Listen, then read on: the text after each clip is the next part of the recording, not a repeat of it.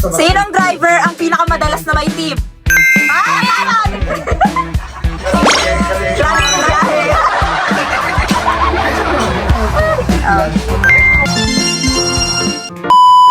Sa huling parte ng Biyaheroes matapos ang kulitan at palaro, oras na para tumigil muna ang gulong ng van at tayo'y mag-sit down. Alamin naman natin ang lived experiences ng ating Biyaheroes bilang van trippers van drivers dito sa interview na puno pa rin ng katatawanan. Makipagkulitan muna tayo sa kanila dito sa Biyaheroes. Hi! Hello everyone! I'm Kuya Romer, driver. Kuya JB, driver. Kuya Plum, driver. Kuya Fernan, driver. Ilang years na po kayo sa van trippers, kuya? 1 year, talang. Ano, mga 3 years? Mga ganun. Hindi mo kailangan seryoso. 4 years. 2 years sa Van Trippers. Paano po kayo napunta sa van trippers?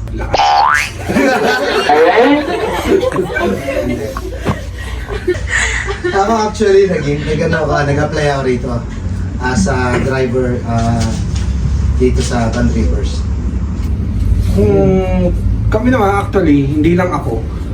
Tropa-tropa din eh. Tropahan. Nare-recommenda ng tropa. Ganun. Ako rin ganun eh. Ganun ko. Wala pa yung suro. Pinsan mo naman yung nag-aakay sa'yo. Sa akin naman, ang owner ng Van Trippers is friend namin, and then kumpare. Kumusta po so far yung experience nyo po as a van tripper staff po? Very, it's good. Very nice. And siyempre, trabaho which is trabaho. Yun lang. Then masaya pag nandito ka sa Van Trippers. Lang yun, Masaya kasi parang hindi ka nagtatrabaho. Pero at the same time, kumikita ka. Dahil gusto namin yung ginagawa namin.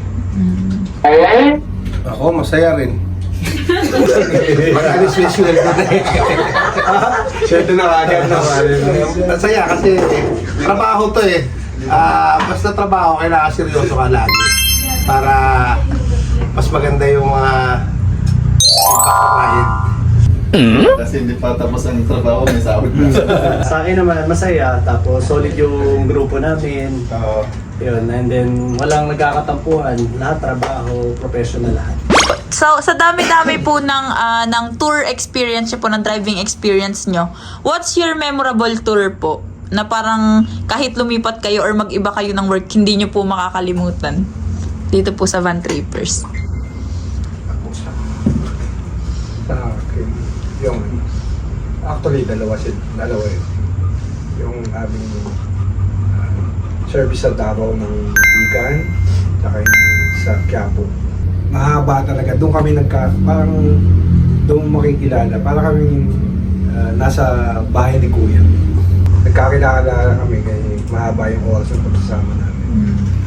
Tanong? Memorable experience. Marami. Ganun din. Masaya. Memorable. Masaya, marami. Talagang hindi mo na mabilang eh. Hindi na masisiraan ka sa daan. Yung specific po sana, like kunya kagaya po ng kay Kuya JB. Sa akin po, yun. Tulad ng sinabi rin sa kanya, hindi kami parehas ng sagot.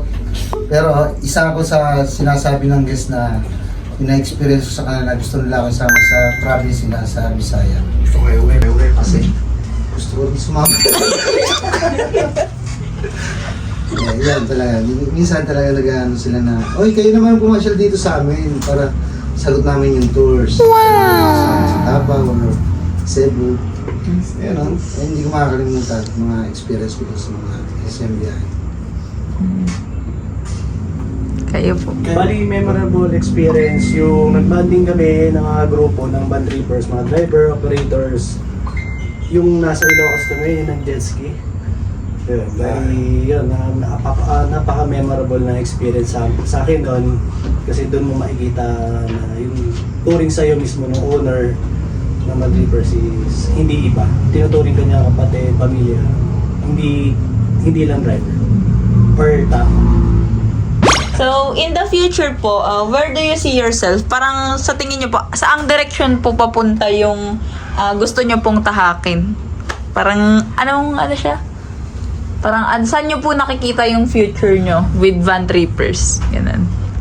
Future ko sa pagiging driver sa Van Trippers, gusto ko lang makabili ng sasakyan, syempre sa akin eh. Di ba? Oh, di ba? Para help naman din nila sa akin. Sa kanila. Hindi, 1 million may git yan. What? Tumilong kay Brook eh. Picture ko. Naalaga yata ako ng apo pagkatapos nito. Eternal. Ako naman, hanggat kaya, yun lang naman, yung future. Hanggat kaya magmaneho, masarap kasi yung Trabaho. yung parang kang hindi nagtatrabaho na Same lang din kay Kuya JB na sabi niya, at the same time, kumikita, nag-enjoy. Yun. Kayo po yung nagda-drive sa mga clients niyo po to their destination. Kayo po, what drives you or ano po yung nag-i-inspire sa inyo? pamilya, siyempre. Family dyan. Pamilya.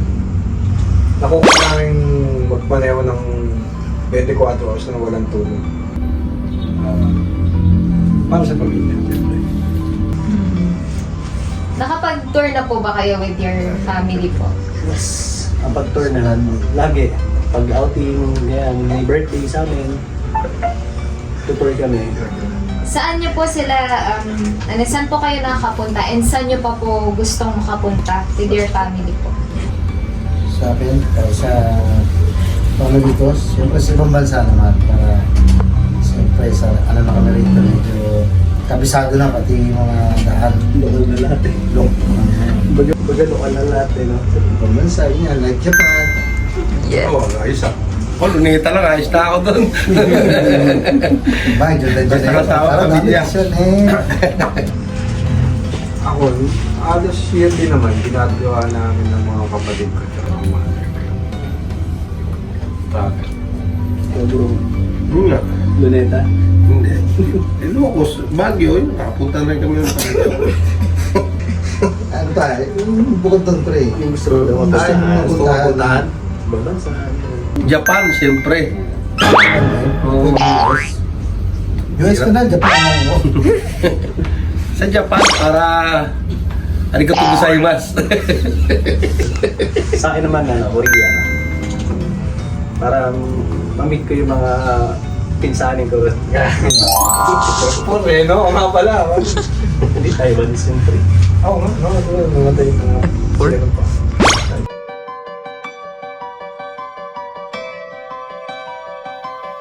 Sa bawat paglalakbay, hindi lamang ang destinasyon ang nagiging parte ng memorya, kundi pati na rin ang mga taong nagdadala sa atin sa mismong paroroonan ng ligtas at may malasakit. Kaya ang pangunahing karakter sa likod ng bawat kwentong Biyaheroes ay walang iba kundi ang coordinators at drivers na walang sawang naglalaan ng lakas at dedikasyon para maghatid at gumabay sa mga lugar na nais pa nating marating.